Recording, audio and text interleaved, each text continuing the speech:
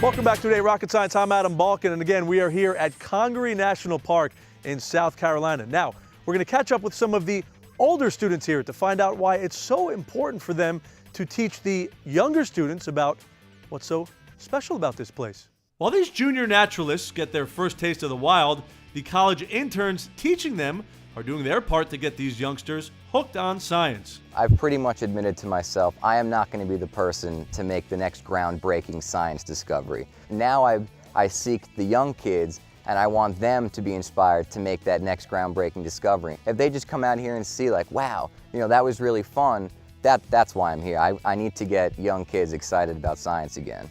And their students thought it was pretty cool as well. I think it's just like cool that they know everything. It's like cool that young people can teach you because it's like students are teaching you what they learn. It makes me think about like being a science teacher, like our science teacher, Miss Collins. In this part of LEAF, or Linking Ecology and Art of Floodplains, the instructors led students on an Earth Walk. It's one of the National Park Foundation's Open Outdoors for Kids programs that aim to get young people into national parks, and here, environmental enthusiasts got a chance to get their hands dirty, literally. They learned about soil composition and natural processes like erosion and deposition that form landscapes like this over millions of years. As the day drew to a close, students took part in the art portion of the program, recording their observations by drawing and painting landscapes. These two subjects are closely connected through the scientific process and the artistic process.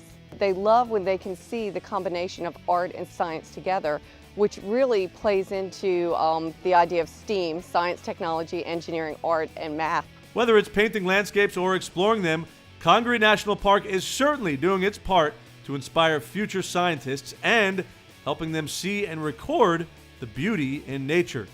To find a program like this near you, check out the National Park Foundation's website at nationalparks.org.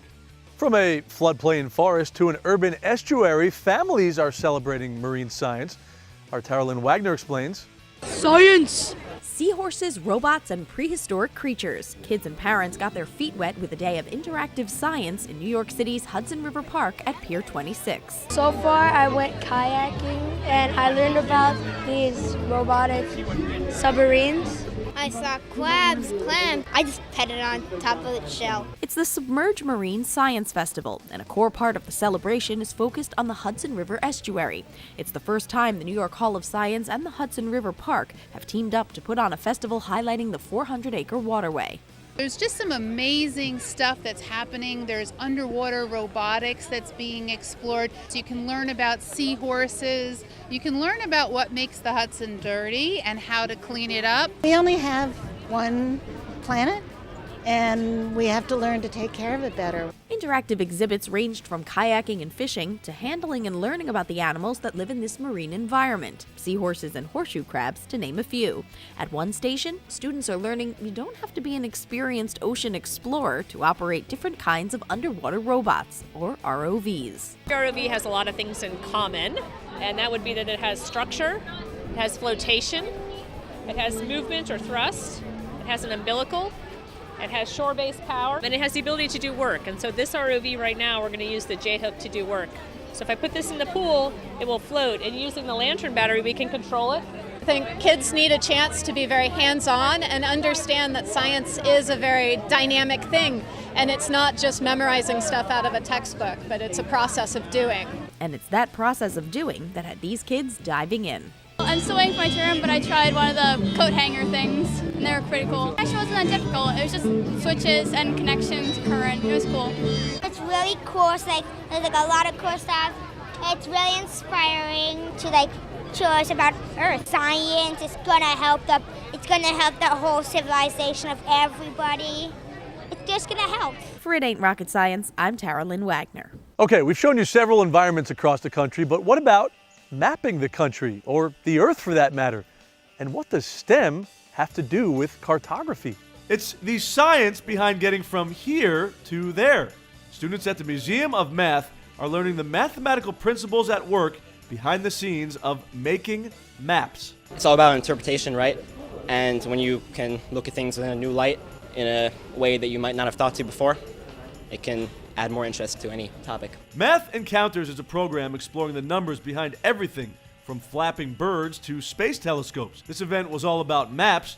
It might seem simple, but getting a spherical image of the Earth onto a flat surface like a map is more tricky than you might think.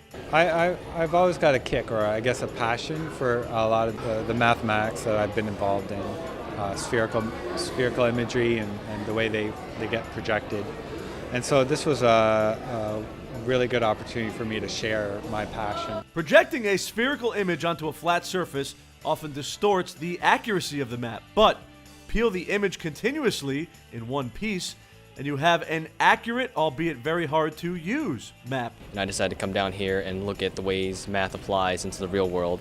Considering the current state of our country's youth, I think that kids should come to this more often. I think that's one of the things that Museum of Mathematics is really kind of embodied, and so I think it's really a natural fit to have people of that age, kids, in the audience. And really I think the good that's being done is getting people interested in how useful and fun mathematics can be. Well, that does it for this episode of It Ain't Rocket Science from Congaree National Park here in South Carolina.